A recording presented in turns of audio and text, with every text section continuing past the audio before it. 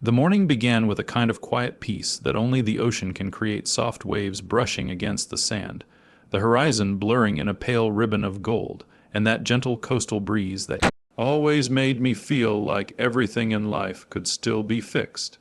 I stood by the old wooden dock, adjusting the fishing cooler, inhaling the salty air, reminding myself that today could be a step toward mending things with my son. Tyler arrived a few minutes later, hands shoved into his hoodie pockets, head low. He didn't smile, but at least he came. That alone felt like a victory. "Ready?" I asked, hoping my voice didn't reveal how nervous I was. He gave a half shrug and muttered, "Yeah, let's just go."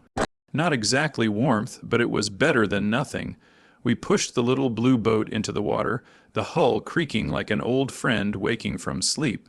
I remembered how, years ago, Tyler used to run ahead of me down this very dock, jumping in the boat before I even untied it. Back then, he'd talk for hours about school, friends, dreams of becoming a marine biologist. Now he just stared at the water, silent. As we drifted farther from shore, the calm of the sea surrounded us. Sunlight danced across the surface, throwing mirrors in every direction. A flock of gulls circled above, their cries sharp but strangely comforting. I glanced at Tyler, hoping to see some spark of appreciation in his eyes. Nothing. He only tapped his fingers against his thigh, restless, irritated, distracted. Still, I forced enthusiasm. "This is the calmest morning we've had in weeks. Perfect for fishing." He didn't answer. The motor hummed beneath us, vibrating through the metal floor. 10 minutes passed, then 20, then 30. Finally, we reached our favorite spot, 10 miles offshore, deep water, the kind where the ocean turns from blue to a dark, endless green. "Let's anchor here," I said. Tyler wordlessly tossed the anchor overboard. The chain rattled, the boat rocked, and for a moment we simply floated in silence. I baited my hook, cast my line, and watched the small ripple travel across the surface. Memories crept in the first time he caught a fish, the way he'd screamed, waving it in the air like he'd conquered the world. I smiled, letting myself feel hopeful. "Remember the summer you caught that huge mackerel?" I asked softly. He didn't even look at me, not really. My heart sank a little. "You were about 10.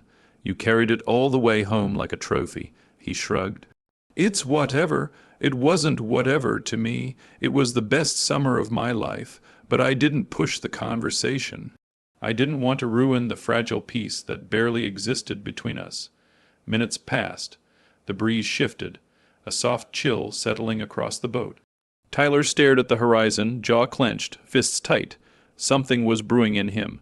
Anger, resentment, something darker. I wondered if I should ask. I wondered if I should pretend not to notice. Before I could decide, he suddenly stood.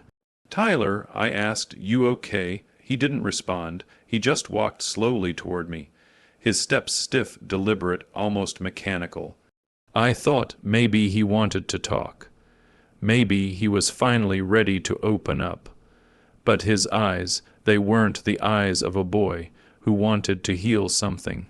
They were cold, distant, locked onto me like I was a stranger. "Tyler, what's wrong?"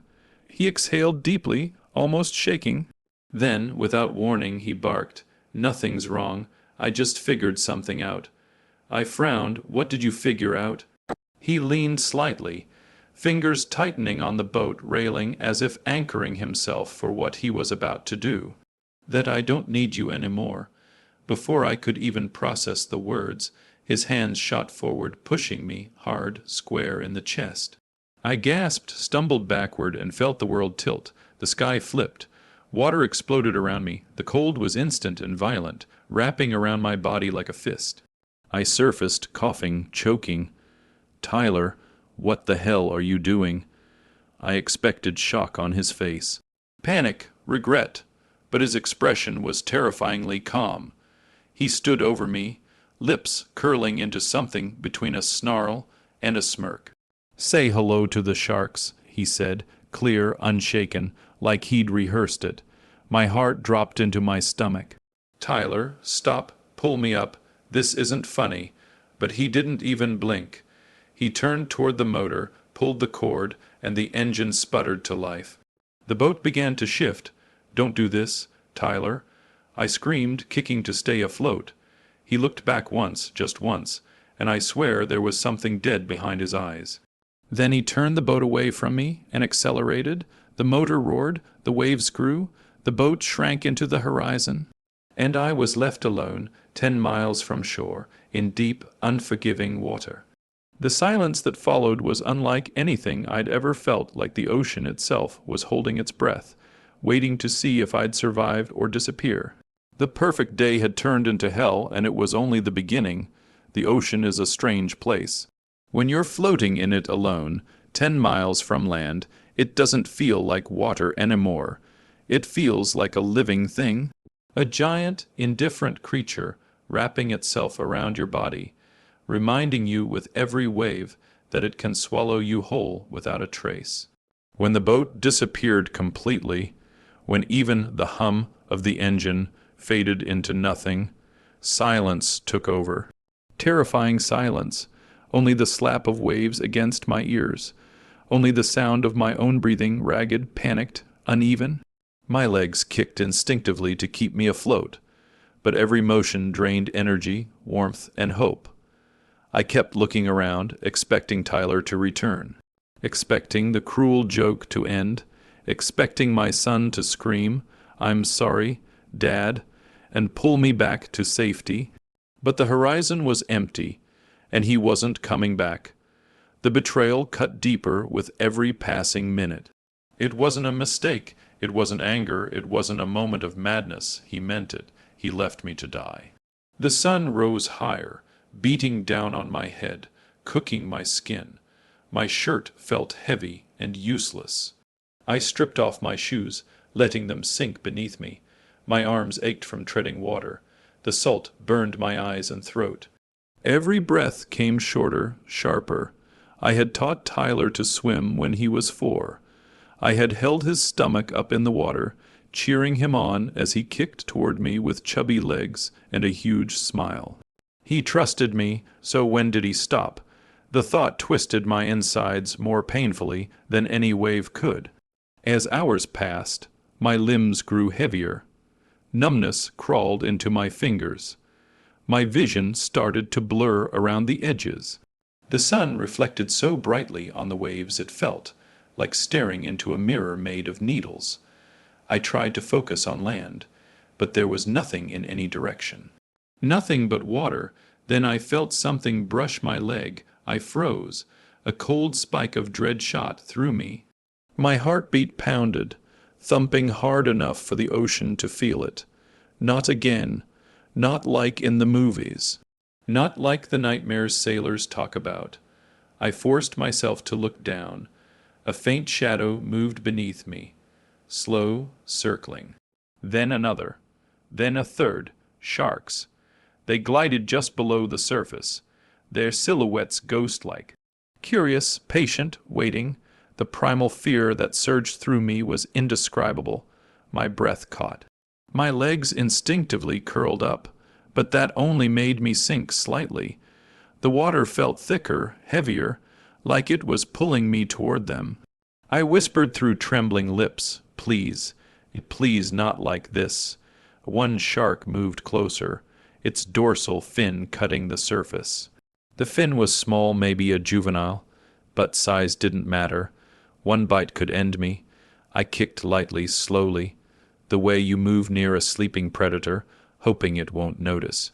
But the movement attracted another shadow. They circled, closer and closer. My chest tightened, my lungs burned. I tried to hold perfectly still, even though every instinct in my body screamed to thrash and run, even though there was nowhere to run. Salt water splashed into my mouth as a wave hit. I choked, coughed violently. The noise seemed to stir the sharks, their sleek bodies slicing the water around me. One passed just a few feet away.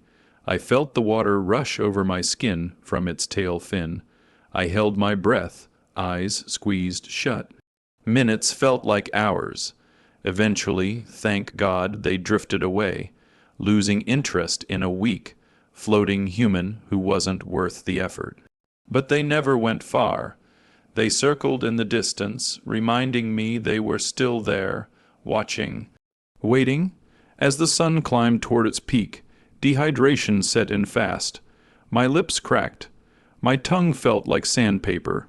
Sweat mixed with salt water, stinging every inch of my face. I licked my lips out of instinct and gagged at the taste. I kept slipping underwater without meaning to. My head dipped, came back up, dipped again. Every time I resurfaced, I gasped like I was being reborn.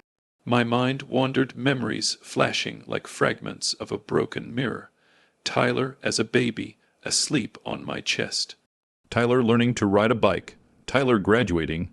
Tyler shouting at me last month. Tyler turning his back on me today. Why, what did I do? Where did I fail? The questions were knives, slicing me from the inside. A wave crashed harder than the rest, forcing water into my lungs. I coughed violently and lost rhythm in my kicking.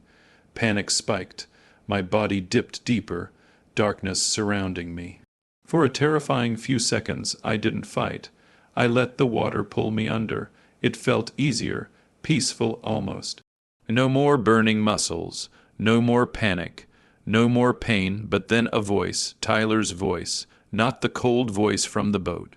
The voice from years ago. Dad, look at me, I can swim, I can swim. I didn't know if it was memory, hallucination, or hope twisted into sound, but it jolted me awake. Air exploded into my lungs as I forced myself upward again. No, I gasped, not like this, not yet. I forced my arms to move, even though they felt like lead weights. I forced my legs to kick, even though they trembled uncontrollably. I forced my mind to stay awake, even though every thought blurred together. I scanned the horizon again.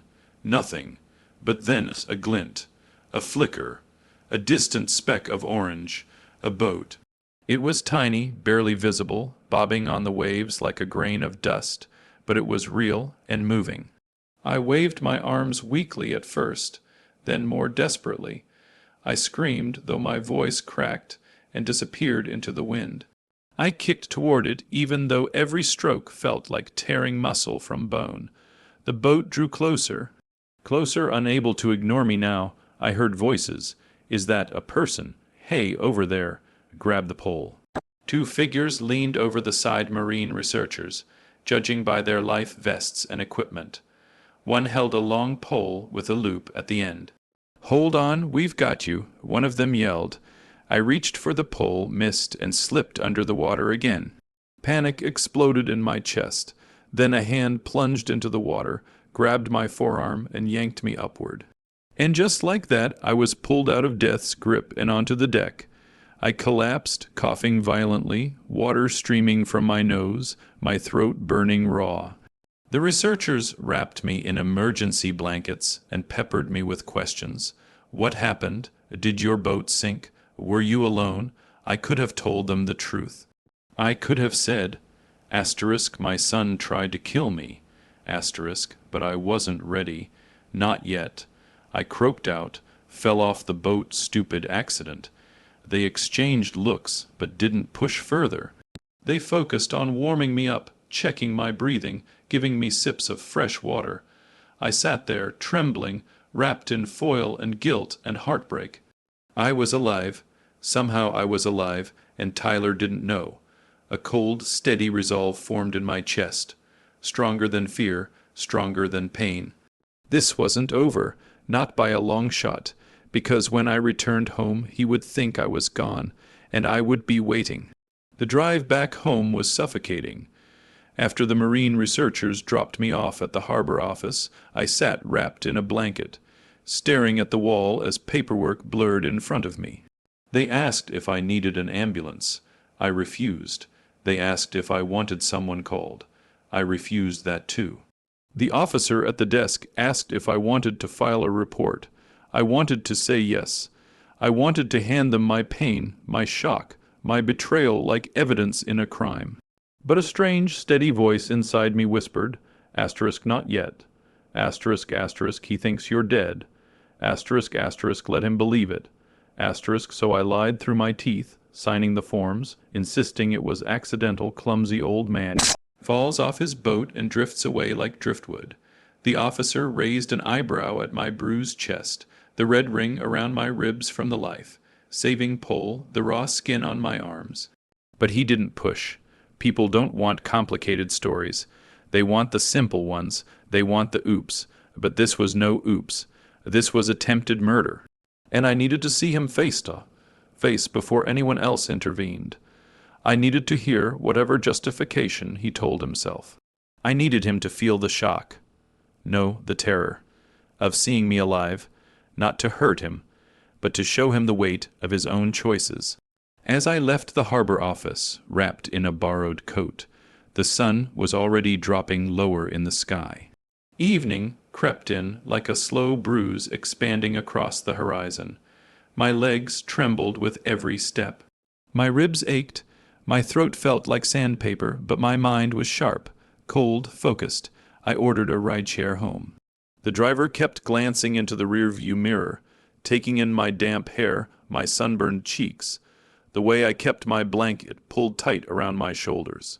"You okay, man?" he asked. "Rough day?" I stared out the window, watching the coastline blur by. Something like that. He didn't ask again.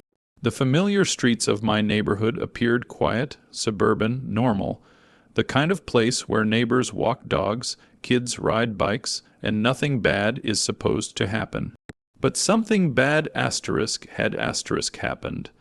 Something so twisted that I could hardly stand to breathe. The same air-knowing Tyler was somewhere in the same town, walking, talking, thinking I was gone.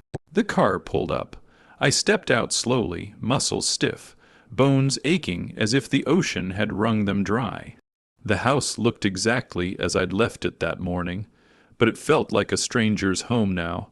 I unlocked the door quietly, almost reverently, as if I were sneaking into a crime scene. My own. The living room was still dim, curtains half drawn. The air was stale but familiar. There was a cereal bowl in the sink from breakfast. A gaming headset on the couch, his hoodie tossed over a chair. He came home after leaving me in the ocean. He walked into this house, ate something, rested, maybe even showered while I fought for my life. The thought made something twist deep in my stomach. Something sour, acidic, full of grief and fury. I moved slowly, checking each room, though I knew he wasn't home.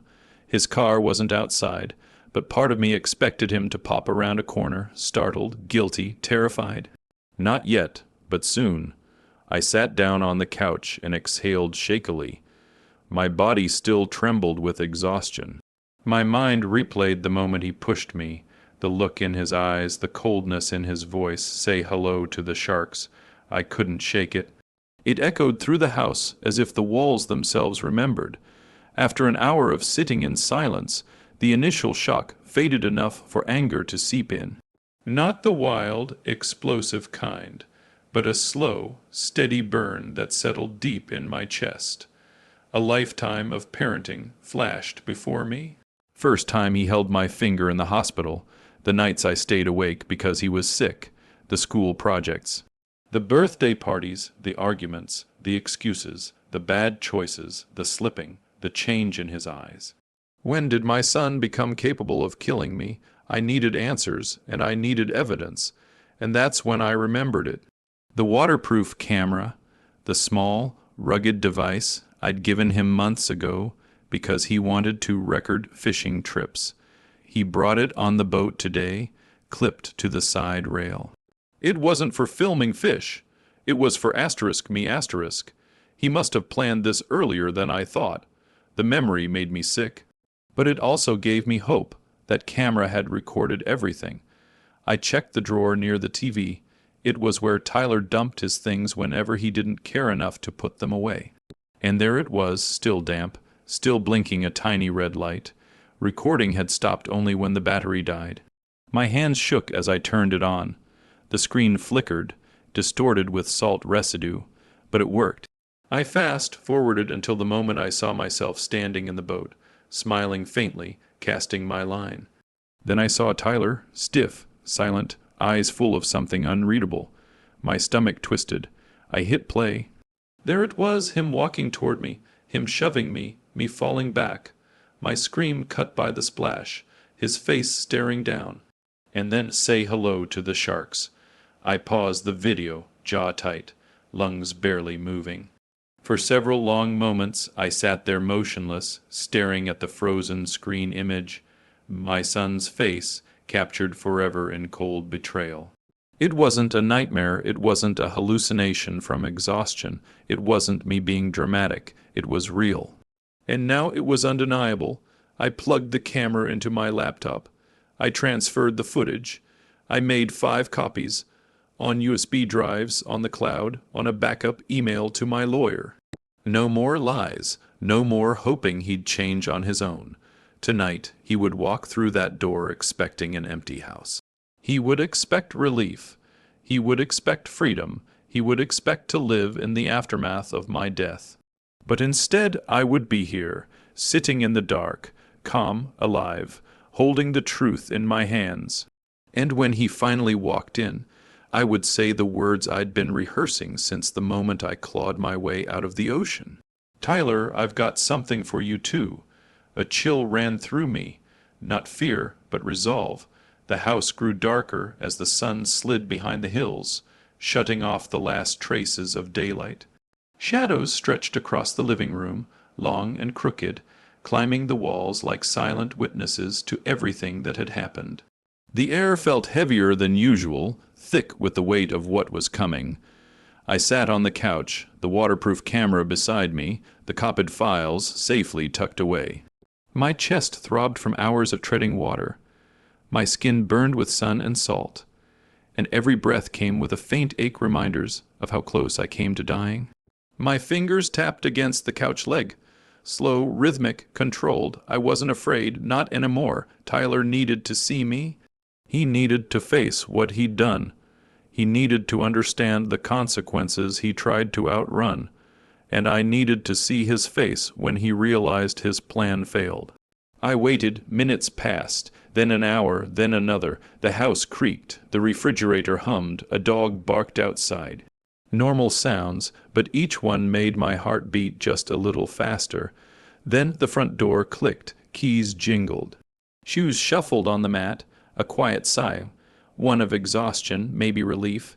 Then he stepped inside. Tyler moved through the doorway leisurely at first, but then he froze. His backpack slipped from his shoulder and thudded onto the floor as he stared across the room. His eyes widened. His jaw fell open. Color drained from his face so fast he looked ghostly. I sat still, leaning back with my hands folded, calm as a man waiting for a meeting. "Hey, Tyler," I said softly. "Rough day." He didn't move, didn't breathe, didn't blink. "Dad?" His voice cracked. "Dad." He staggered backward, hitting the wall behind him. Palms pressed flat against it like he needed something solid to hold onto. You're dead. You're supposed to be." He swallowed hard, almost choking. I thought. That was the idea, wasn't it? He looked like a puppet whose strings had been cut. His knees buckled, but he fought to stay upright. I didn't," he whispered, voice trembling. "I didn't mean, don't lie to me." The words came out sharper than I intended, but I didn't stop them. His mouth opened and closed, but nothing came out. I stood slowly. Every bone ached, but the anger in my chest held me upright. I spent hours in that ocean. I began quietly. Hours alone, thinking I was going to die, wondering why my own son hated me enough to push me off a boat and leave me to the sharks. He flinched violently at the word *sharks*. I panicked, he stammered. "Dad, I wasn't thinking. Things have been bad. Money, the house, the pressure. I didn't know what I was doing." I stepped closer. He pressed harder against the wall, trembling. "No," I said. "You knew exactly what you were doing." His breaths came fast and sharp. "Please, Dad, we can fix this. Just tell me what you want." I reached into my pocket and pulled out the waterproof camera. His eyes locked onto it instantly. Terror washed over his face. "Recognize this?" I asked. He shook his head instinctively. "No, Dad." It was recording the entire time. His legs finally gave out. He slid down the wall onto the floor. shaking uncontrollably. No, no, please. Dad, please don't. I watched the footage. I continued. I heard everything you said. I saw everything you did. No accidents. No panicking. You looked me in the eyes and told me to say hello to the sharks. He covered his face with his hands, sobbing now loud, broken sobs that echoed through the house. I messed up, he cried. I messed up so bad I didn't want to kill you, I don't know what I was thinking. I swear I wasn't thinking. That's the problem, I whispered. You were. I set the camera on the coffee table so he couldn't pretend it didn't exist. He stared at it like it was a loaded gun. I've got copies of the video, I said softly, 5 of them, sent to people who know to deliver them to the police if anything happens to me. His head snapped up. Dad, please, Dad, I'll do anything, just don't call the police. Please, I'll fix everything, I'll get help. I'll do therapy, I'll do whatever you want. Just don't let them take me. Tears streamed down his face, his shoulders shook. He was a child again. A scared, broken child, but the man who shoved me off that boat wasn't a child. He was someone who made a choice. I crouched down in front of him, his red, swollen eyes lifted to mine. Tyler, I said quietly, I loved you more than anything in my life. Everything I did, every mistake I made, I did because I was trying to be a good father. Maybe I failed somewhere. Maybe I wasn't enough. But you had options. You could have talked to me. You could have shouted, cried, broken something, but you chose to break me. He sobbed harder, covering his mouth as if trying to hold the guilt inside. I continued, voice shaking but steady. You tried to take my life. You tried to disappear me like I was nothing. And I need you to understand something. He looked up, desperate. This isn't just a crime. It's a betrayal, one I never expected from my own son. His face crumpled, pain twisting his features. Dad, please, I'm sorry. I'm so sorry. I didn't know what I was doing. I wasn't myself. I was angry. I was stupid. Please don't turn me in. I stood slowly, staring down at him. He looked so small, so fragile, so lost, but what he did, that wasn't small or fragile or forgivable. Sirens echoed faintly in the distance. Tyler's head jerked toward the window. Dad, no, Dad, please don't. I already made the call, I said softly. Before you walked in, they're on their way. His face collapsed in despair. He shook his head violently, crawling toward me on his knees. Dad, please, I'll change. I'll fix my life. I'll pay you back. I'll take care of you. I'll do anything, just please don't let them arrest me. He grabbed my legs, crying so hard he could barely breathe. But I didn't move. You made your choice on that boat, I whispered, and now you'll live with it. A fist pounded on the door. Police, open up. Tyler broke completely, sobbing into his hands. I walked to the door, tears silently sliding down my own cheeks. I opened it. 2 officers stepped in. They asked for Tyler by full name. When they read him his rights, his voice shattered into a scream. Dad, Dad, please don't, please, Dad. I didn't turn around. I couldn't. His screams followed him all the way to the patrol car. Then the door slammed and the sirens faded. The house fell silent again. I stood in the quiet, breathing slowly, staring at the empty space where my son had knelt minutes earlier. I didn't feel victory. I didn't feel revenge. I felt grief. Deep, aching grief that seeped into my bones like cold water. He wasn't a monster. He was my son, my broken, furious, desperate son. But loving him didn't mean letting him destroy me. Justice wasn't sweet. It was bitter like swallowing the ocean. I wiped my eyes. I've got something for you too, I had told him. And I did. It was the truth he couldn't escape, the truth that saved my life and ended the lie he tried to live with. And as painful as it was the only thing that could set us both free.